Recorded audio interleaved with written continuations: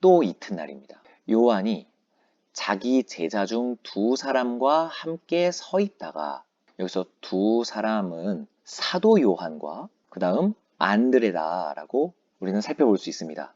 좀 헷갈리시죠? 처음 공부하시는 분들은 사도 요한은 누구고 세례 요한은 누구냐? 예, 요한은 동명이인인데 세례를 주는 광야에서 외치는 자의 소리라고 하는 세례 요한과, 그리고 이 요한 복음의 저자인 예수의 제자 중 한 사람 사도 요한이 따로 존재한다는 것을 참고적으로 말씀을 드립니다. 사도 요한과 안드레가 세례 요한의 제자였어요. 그런데 요한과 역시 함께 있다가 섰습니다. 섰다라는 말이 중요합니다.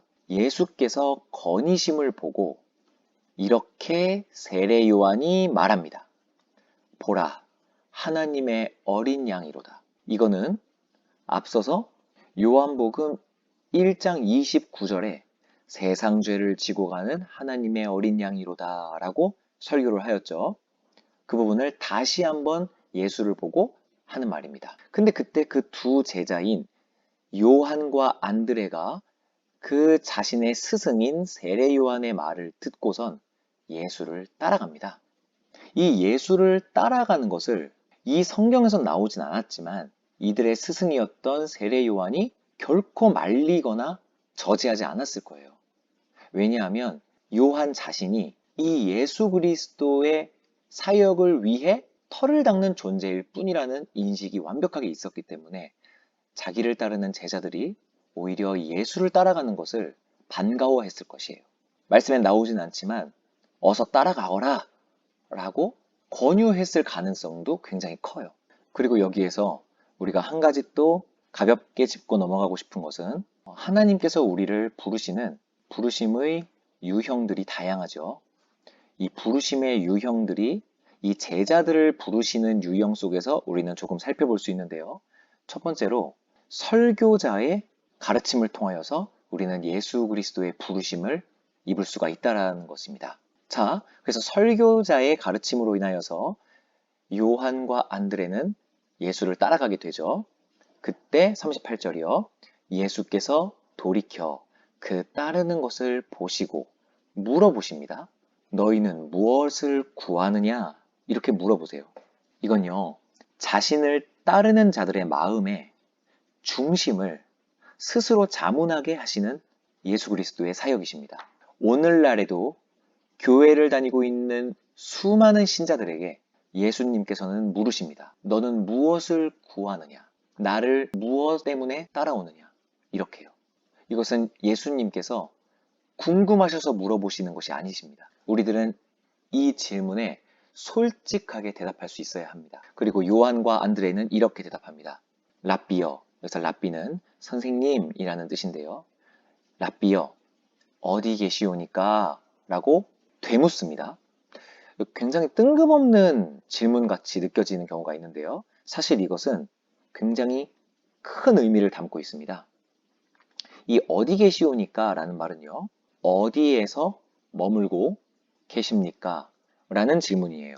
이것은 너희는 나에게 무엇을 구하느냐? 라고 물었더니 이 두 명이 어디에서 머물고 계십니까? 라고 대답했다는 건요, 예수님과 그저 함께 있고 싶어 한다라는 것을 의미해요.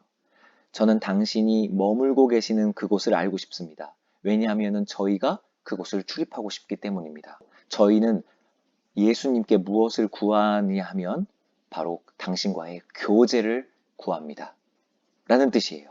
참으로 가난한 답변이죠. 부와 명예 따위를 구하는 것이 아니라는 거예요. 저는 그저 선생님과의 교제를 원할 뿐입니다. 라고 말을 한다는 것입니다. 39절이요. 예수께서 이르시되 와서 보라 라고 대답하십니다. 받아주시는 거죠. 내가 머물고 있는 곳을 와서 보아라. 그리고 나와 교제하자. 은혜롭게 받아주시는, 영접해주시는 대사가 되는 겁니다. 우리의 마음속에 순수하게 예수 그리스도와 교제하고픈 마음으로 주님을 찾는다면 우리를 사랑해 주시는 주님께서는 저희들을 받아주시며 그래, 나와 함께 머물자 라고 해주신다는 거죠. 가난한 심령을 결코 거부하지 않으십니다. 그러므로 그들이 가서 계신대를 포고 그날 함께 거하니 당장부터 아주 신속하게 영적인 교제가 시작됐음을 의미하죠. 하지만 완벽하게 그리스도를 이해하지는 못한 상태입니다. 왜냐하면 이들은 아직 예수를 랍비라고 칭하는 데에 그쳤기 때문이에요. 이제 이 둘은 예수님과 함께 거닐고 예수님과 교제를 하면서 랍비에서 점점 나의 그리스도, 그리고 나아가서 주인까지 나아가게 될 것입니다. 그리고 여기서 특이하게 시간이 나옵니다.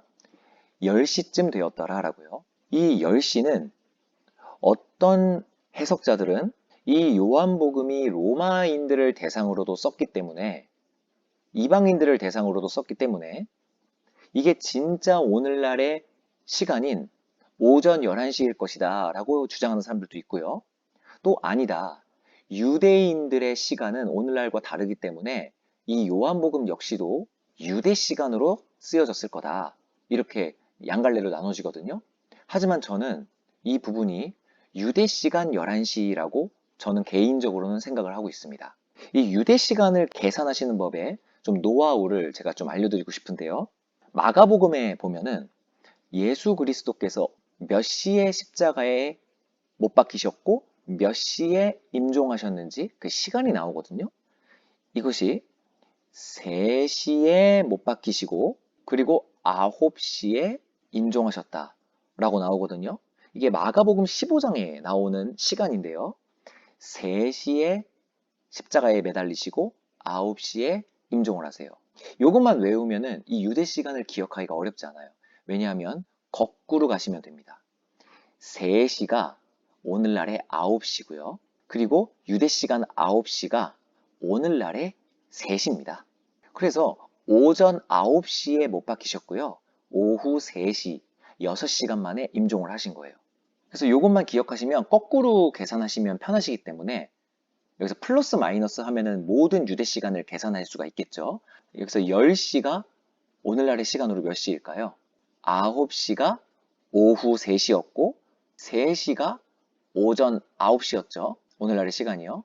그러니까 여기서의 11시는 오늘날의 오후 4시라고 볼 수가 있다는 거예요. 그럼 이 오후 4시에 예수님과 함께 교제가 시작되었다라는 이 말은 어떻게 해석할 여지가 있을까요?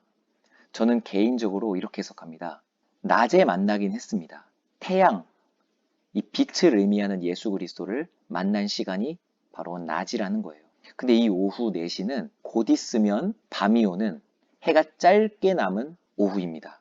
우리들은 예수 그리스도를 만난 시점은 낮이 될 것입니다. 하지만 이제 우리들에게는 시련과 고난인 광야 생활이 찾아오게 될 거예요. 근데 그때 우리들은 낮에 만난 예수 그리스도와 함께 이 밤을 지새우게 된다라는 것을 의미한다는 거죠. 예수 그리스도와 함께 거니는 광야는 이들에게 있어서는 결코 시련과 고난이 아닐 것입니다. 여러분들도 현재 고난 중에 계십니까? 시련 중에 계십니까? 하지만 그 순간도 역시 우리들은 예수와 함께 거하고 있다라는 그 사실을 잊지 마십시오. 그리고 이 밤이 지나 결국 해는 다시 뜰 것이고 그것은 곧 다시 재림하실 예수님을 우리들은 기대한다라고 볼 수가 있겠죠. 40절입니다. 요한의 말을 듣고 예수를 따르는 두 사람 중에 하나는 시몬 베드로의 형제 안드레라. 아까 안드레와 요한이라고 제가 말씀드렸죠. 그가 먼저 자기의 형제 시몬을 찾아 말하되, 여기에서 부르심의 유형 두 번째가 나타나게 됩니다. 바로 가족으로 인한 가정의 복음화예요. 가족 전도라고 볼 수가 있겠죠. 자, 이렇게 말을 합니다. 우리가 메시아를 만났어. 이 메시아는 그리스도라는 뜻이죠. 구원자요. 우리가 구원자를 만났어. 라고 말을 하고 데리고 베드로를 예수께 데리고 옵니다. 자, 그리고 이 메시아를 만났다라는 말 자체가 베드로를 데리고 올 수 있었던 파워가 있는 이유가 뭘까요? 이것은 평소 이 베드로와 안드레는 구원자에 대한 소망과 기다림이 있었던 자였음을 알 수가 있어요. 그냥 평소에 자기의 일만 하다가 아둥바둥 살아가는 존재였는데 내가 그리스도를 만났어, 내가 구원자를 만났어 라고 말한다면 그 자에게 어떻게 영향력을 행사할 수가 있겠습니까? 분명히 시몬과 그의 형제 안드레는 평소에도 성경을 통하여 자신들에게 오실 구원자를 묵상하고 기다리고 있었을 거예요. 그때 형제 안드레가 우리가 그토록 생각했었던 구원자를 내가 만나고 왔어 라고 말을 했을 것이고, 그 말에 시몬은 크게 반응하여 진짜? 우리가 그토록 찾던 그 구원자를 네가 만났다고? 하고서는 확인하러 예수님께로 갔다라는 것이 좀 더 타당하다라는 것이죠. 그리고 예수께서 시몬을 보시고요, 말씀하십니다. 네가 요한의 아들 시몬이구나. 이렇게요. 여기서 아버지를 언급하며 내가 너를 알고 있다라고 말씀을 하시거든요. 그래서 아버지를 안다는 것은 우리의 모든 것을 알고 계신다라는 것의 상징적인 의미예요. 아버지를 안다는 것이 나의 출처를 안다라는 의미거든요. 이미 내가 너를 알고 있었다라는 것이죠. 그리고 뜬금없이 너는 장차 게바라고 내가 부를 것이다 라고 일방적으로 이름을 바꿔주십니다. 여기서 중요한 건 굉장히 일방적이라는 거예요. 이 일방적인 것이 바로 은혜의 속성이죠. 그 어떠한 인과관계도 없습니다. 그럼 여기서 게바라는 것을 번역하면 베드로다 라고 말을 합니다. 여기서 이 베드로는요, 영어로 피터라고 하는데요, 이 피터를 한자로 번역할 때 베드로라고 번역을 한 겁니다. 이 피터는 헬라어로 페트로스라는 뜻인데요, 돌이라는 뜻이에요. 돌. 그리고 바위라는 뜻입니다.